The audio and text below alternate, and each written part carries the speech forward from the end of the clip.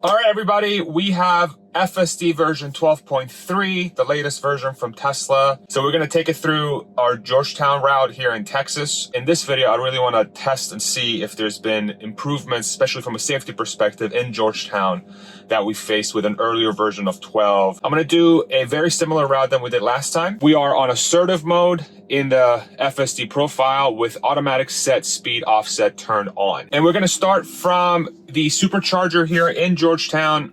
I'm going to go ahead and put the car in self-driving the second I have the ability to right here in this parking lot. And it's on, and let's see where we go. So definitely waiting for that car to clear the intersection, I'm guessing, before it enters. It's being very cautious here. Taking its time. We got a stop sign here. It's going to make a left here. It's going to stop. This person's making a right. We should be going right now. Let's see. Very cautious, very slow. I would have cleared this intersection by now. And yeah, very slow start with FSD v12. Go ahead. Thank you. Okay, so I actually hit the accelerator pedal there to get us out of there. So starting off, much more hesitant than the previous versions of FSD, with the previous version of FSD 12. Now the big difference is I was in a passenger seat with that one. With this one, I'm in the driver's seat. So I'm curious to see what the vibe is like with this version. Last time we came out of the parking lot on the left there. This time we're at the intersection, and here we got to get into the left lane of this intersection and then make a left at the light. Let's see how it does this. So we have stop sign on the left here, cross traffic coming across. Now it should be going all the way to the left. And right now the car is blocking, yeah, it's blocking the middle lane here. So I'm gonna push it forward a little bit. Okay, and this car moved forward. Okay, so right now it hit the accelerator twice to try and get the car to be in the right place. Now the car is on the left lane and we're gonna be making a left turn here.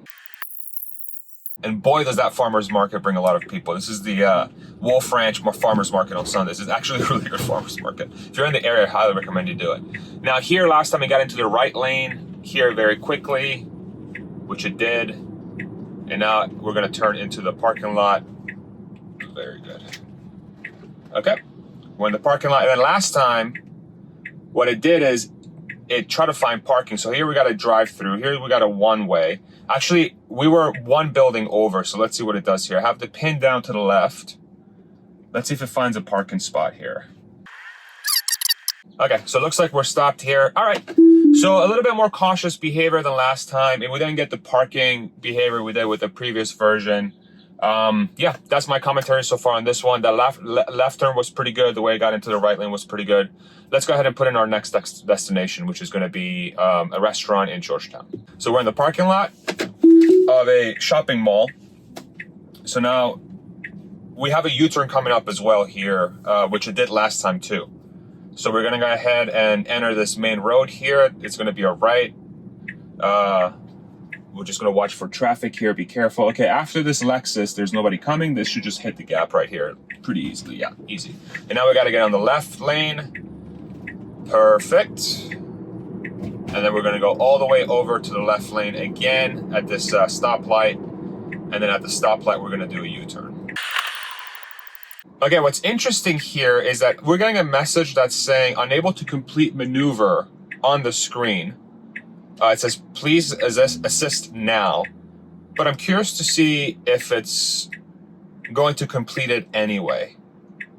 So I'm going to wait until and the thing is right here, unable to complete maneuver. So we'll see. I'm going to wait for the traffic light to turn green and we'll see what it does. All right, light is green. We still have the message of unable to complete maneuver. And the car seems to be doing it anyway. And I haven't pressed the pedal yet. Nope. Very slow, very cautious. Okay. It said unable to complete maneuver, and it still completed the maneuver. So interesting. I wonder if the warning is running on like a different stack, right? Now here we have a very unique situation on FSD 12. We have an oversized load in front of us. We literally have a barn or some sort of shed that's being carried on an 18-wheeler with a pretty long bed. we have a van in front of us that says Oversized Load.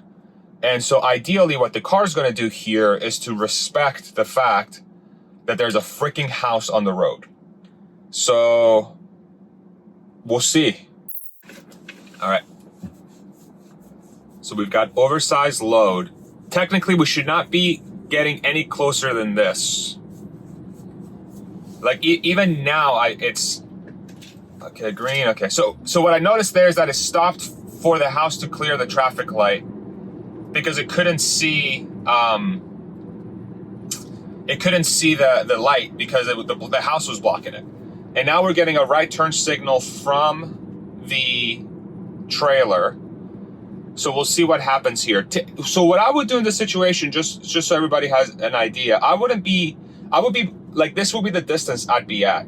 This is the distance I'd feel more comfortable at. I think it was tailing it a little bit too close. Now it looks like this trailer is gonna make a right turn. And it's gonna take it pretty wide because it has to make sure it doesn't hit the curb. And now the car is just gonna go around it. Okay, not mad about that. Oh, dude's literally riding the curb and he has to. Okay, my nitpick there is that I probably wouldn't be following that trailer as close as the car did. I would try to give it more room. And so, just so, I don't know, to make the people, the folks that are handling that oversized trailer, give them a little bit of peace of mind in case something goes wrong. You know, they're not going to have a house on top of a car. So maybe a little bit nitpicky, but that's what I would have done. All right, we're approaching a left turn here at the light. We got a green arrow right now. I don't know if we'll have it by the time we get there. Looks like we still have a green arrow. It put its blinker on. We have traffic coming ahead. The traffic's looking to make a left. Yeah, that was actually handled really well. The way it was entering the intersection and showing intent that it was going to make a left while the other car had its left blinker on. Actually, I really like that behavior. So now we're going down the road here a little bit under the speed limit. The speed limit's 35. The car's going 22. I do have it on auto max speed. And it's definitely driving these roads slightly slower than I would have. But I mean, I will tell you that this is not unusual for this area. People do like to take their time. So I wonder if any of the training data that was fed into the system originates from people just liking to take their sweet time. Okay, so now we're in this sort of situation we were in last time where it was trying to find a parking spot and it just looped around the block multiple times to find a parking spot. So right now we're just limping across at 5 miles an hour. Now it's stopped on the road, and on the map it does say that it's going to loop around multiple times, or we have a loop here to try to get back to the pin. So now we have a stop sign here, and then we have a left turn indicated on the GPS. So let's see if it does that. So yeah, so shot the stop sign pretty nicely. Thank you. Okay, and now let's see what happens. So it's going to go around again. And on that left turn at the stop sign there was one of the safety critical disengagements we had to do last time, because we had a car coming that was not very far away from T-boning us last time. So there's going to be one of the main places where I want to see improvement is approaching these unprotected left turns with a lot more safety in mind. We have a pedestrian coming on our right here. There he goes. Very good. We've stopped at the stop sign. Okay. So now we're going to creep. We have a car coming on the left, and then we have traffic coming on the right. So it's got to go now if it wants to clear it, if it wants to clear that pickup truck on the right, which it's not. So here it needs to stop. Okay, perfect. So we have traffic coming on the left as well. We have this red truck, and we got some cars after that as well. We have nothing coming on the right now. Actually, there's a car coming now. So I feel a lot more at ease now, because it does seem like it's handling this turn a lot more. It needs to stop. Okay. So last time it would have shot this gap.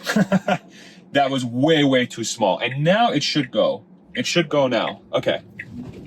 So way, way, way, way, way better than last time. Last time, it almost wanted to do the same thing it did last time, but it stopped itself. Okay, the destination's on the left. We have a person about to cross the sidewalk here, which they didn't. They're carrying a little baby. Cute. All right, and now it's indicating a left, but on the map, it's saying that it wants to make a right. So I'm curious to see what happens here. So the light is green. It's going to yield to the traffic, which is the right behavior. Okay, and now we have a gap here. It's got to shoot it. That was really nice. It's got to go a little bit faster. It's going a little slow there. I would have gone way faster to clear that intersection because there was traffic coming. So, not the most comfortable experience there. And I do want to be very clear that I'm going to be extremely nitpicky with every version of FSD moving forward, because I really think that the key for adoption for this version, as we clear this four-way intersection pretty well, is that it needs to, in my opinion, make the driver or passenger extremely comfortable. And any little bit of hesitation or lack of, say, confidence, I'm gonna make it very visible so that, you know, folks that are not using this version often, they understand sort of what I'm facing here. So this pedestrian on the right looked like they were going to cross the street, and looks like they're not anymore. Okay, so now here we're going to make another left turn again. And again, this is a place where we had a safety critical disengagement last time, where it entered the intersection extremely unsafely. So now it needs to creep. The traffic is blocked on the left. So I can't see any cars coming on the left right now, and neither can the car. So the right is clear. There's a pickup truck coming. I have my feet very close to the pedals in case I need to jump in and do something. Because last time we had an issue. Okay, so there's another car coming. Okay. No, another car coming. Maybe we're safe here. No, another car coming. Okay, so it's actually, I really like the way it's handling this intersection, because I don't know if you guys can see it on camera. We'll see when I edit it, but I'm blind on the left. The second I see a car coming, they might be like 30 yards away. And so this is not the safest intersection. To be completely honest, I feel like there should be like a four-way stop here or a traffic light. But so far, the car is handling this just 1,000 times better than last time. And that's really what matters. So we still, yeah. Okay, so it started to creep forward a little bit more. And I have, the left lane is clear for me to enter, which it does, and there's a truck coming on the right as well. Is it going to enter the right lane, or is it going to keep on the left lane? Okay. That was significantly more improved. I would have moved a little bit more to the left here, but giant improvement on those unprotected lefts versus last time. I feel a lot more safe in this car than I did with the other version. All right, so it looks like we're going to do a loop-de-loop. So it's not going to find parking. All right, put in a random pin, and I don't even know where we're going right now.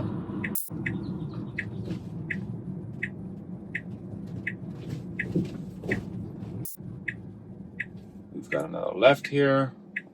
A little bit blind on the left. A little bit blind on the right as well. Okay, not bad. The safety level has improved dramatically. And so that's one thing that's making me very happy about this version, is that we're not just getting the comfort, you know, like the usual comfort and the smoothness that V12 seems to have brought forward with this version, but we're also getting, it seems like the safety variable is also coming back up to par with version 11. The head of AI made a comment on X. Okay, we got a dip here, which had slowed down for. Mwah! That was so good. That was so good. Oh man, that was actually nuanced, but great.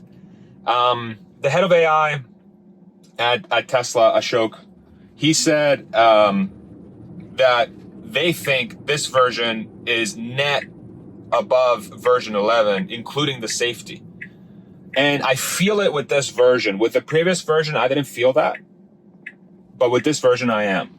Let's see. So a little bit blind on the left, a little bit blind on the right. I love the way this version is showing you the intent of the creep.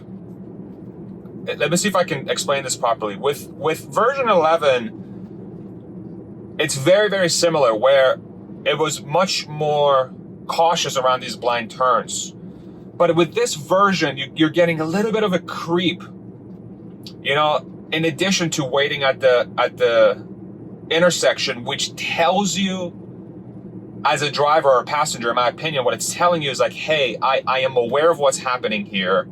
I'm gonna just very slowly move up to make sure that I can see what's going on, just like I would as a driver. And then once I feel confident, I'm gonna go. And that little bit of nuance, it's gonna be very important for people to feel comfortable riding in this version. Because, you know, one of the unfortunate things about the United States, really, and Texas especially, is I feel like the road design is not that great in a lot of these areas. We have these, like, you know, and we see this a lot if you follow Chuck Cook with his blind left turns. It's like it's a recipe for disaster. It really is. Okay, let's see what it does here. We have a pin in this parking lot on the left here. We have a traffic light up there. Let's see how it approaches this. So we have okay, so it wants to go. Okay, so we're going in a gated power plant. So I want to just stop here. That's not even that's not even a destination we should have gone to. But cool. Okay, I got the little tentacle. Okay, and this is good too, because then we'll see some pedestrian traffic here. Let's see what it does. Okay, perfect. So this person was starting to cross the road. Fantastic. We have a speed bump in front of us. It's gonna go slow. We got another pedestrian crossing. Yeah. Giving plenty of space to the pedestrian. The parking lot behavior in this version versus 11 is like, it's not even comparable. Okay, so now what we need to do is the car needs to figure out how to get out of here. So it's stopped here. For this pedestrian crossing, which was kind of blending with the bush. Okay, so it looks like it's moving forward very slow. I'm gonna push it forward. It's being very hesitant right now, so I gave it a little bit of a tap on the accelerator. We got another speed bump here. And okay, so it looks like the road is closed. Okay, so it's gonna go to the right. Oh, okay. It got itself completely stuck here. Okay, so yeah, the car was confused. It doesn't seem like it knows exactly how to get out of this parking lot. So let's try this again. Yeah, so in that situation, that's not ideal. Obviously, it didn't seem like the car knew how to get itself out of that parking lot. And then we have it here, a massive dip coming down, and then we need to make. Okay, it's asking for a left. Okay, so here's this is not gonna happen. So it's asking for a left here, but it's a divided road.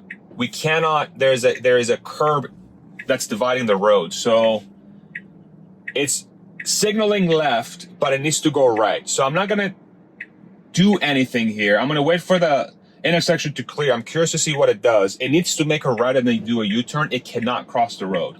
Let's see what it does. It cannot go straight. It cannot go straight. Nope.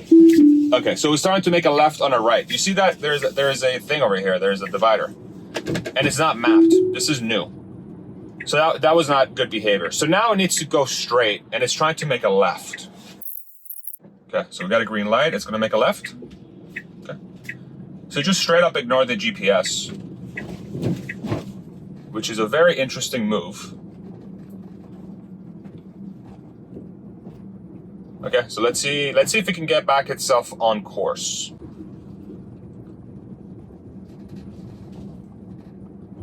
Okay, so now it looks like it landed itself back on what the GPS wants to do. Some random ass parking lot. I don't even know where we are. But this could be a situation, you know, FSD finds itself in that it needs to navigate through. So there is a road here that it wants us to U-turn on, which is on the left here, which is a one-way. Let's see if it turns into it. Yeah, it's gonna do it over here. Okay, is it gonna do it over here? Stop here. This is like the it's so fascinating trying to watch this car, trying to figure out what the hell to do. This is where the amount of data they have to throw at this thing is going to be so ridiculous. Okay, looks like we're back on track here. We're back sort of on the GPS route. Okay. All right, it's just following the GPS now. So this is all mapped.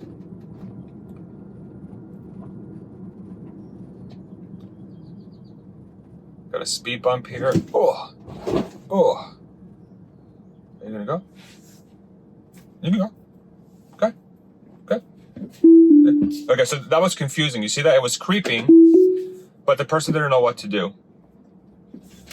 Because the person was waiting for me and so I disengaged there. The person was waiting for me to go and my car was creeping very slowly as if they wanted the person to go, but the car wasn't fully stopped and she was stopped. It was like an awkward thing, and I'm saying go ahead because I know the car will stop once she enters the road, but she's unsure because the car is creeping. So maybe she's like, is this guy trying to kill me? So something like that, I feel like what would be super helpful is maybe if the car can learn how to flash its lights, stop, flash your lights so that the person knows to cross you're giving the person the right of way. So that was a fascinating little exchange. Again, stuff like this is the car needs to learn how to handle for it to get to robotaxi. But it has the cameras and it has the AI brain, so it should be able to do that at some point. Okay, we're gonna go left here, left turn, left lane. Little slow for my liking, but there wasn't really any traffic coming behind us at the time, so nice and easy. Yeah, it's very interesting thus far. I mean, this version, you can tell this version is really trying to figure out how to navigate like a human does in all scenarios, not just on the road. In parking lots that are, obviously not well traveled by people, what percentage of population goes to that specific parking lot with that specific design. But for this to work, you need to be able to handle any situation, and it needs to have the sort of same type of understanding of its surroundings than a human does and be able to extrapolate that knowledge across every road in the United States, basically.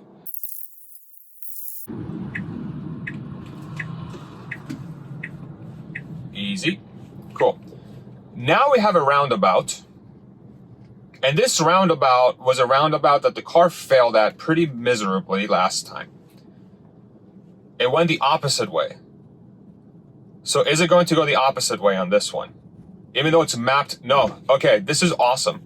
It's mapped the opposite way on the GPS. Let me go ahead and put a little bit of force on the steering wheel. Perfect. It's mapped the opposite way on the GPS, but the car ignored the GPS and it went the right way around the roundabout. So it looks like, and we saw the other examples from before too, with how the car was driving in relation to the GPS. It seems like this car is starting to figure out how to move around the right way without the help of the GPS. It's just sometimes it makes mistakes based on that. But it's not just taking what the GPS is saying as gospel, it's making its own decisions. Pretty wild. Okay, we're here at Kohl's. We've reached our destination. Let's see if it parks. What is it going to do?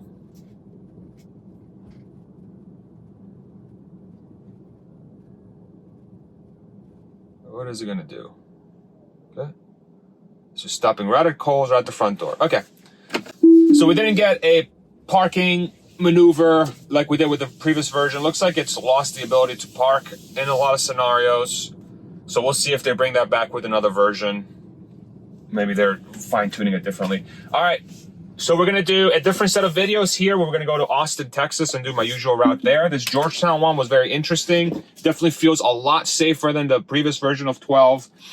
There's still some parts where it's a little bit hesitant, but I would rather it be hesitant and safe than confident and wrong, which is what happened with the other version. So yeah, interesting. To me, it's a net improvement for sure. There's still gaps. As you can see, that it needs to solve through, but the gaps that it needs to solve through are way beyond what V11 was even capable of, is the sense that I'm getting. So let's see how it does in Austin. Thank you so much for watching. Like and subscribe if you liked the video. You can support the channel with a bunch of links in the description below. Thank you so much for stopping by. Bye-bye.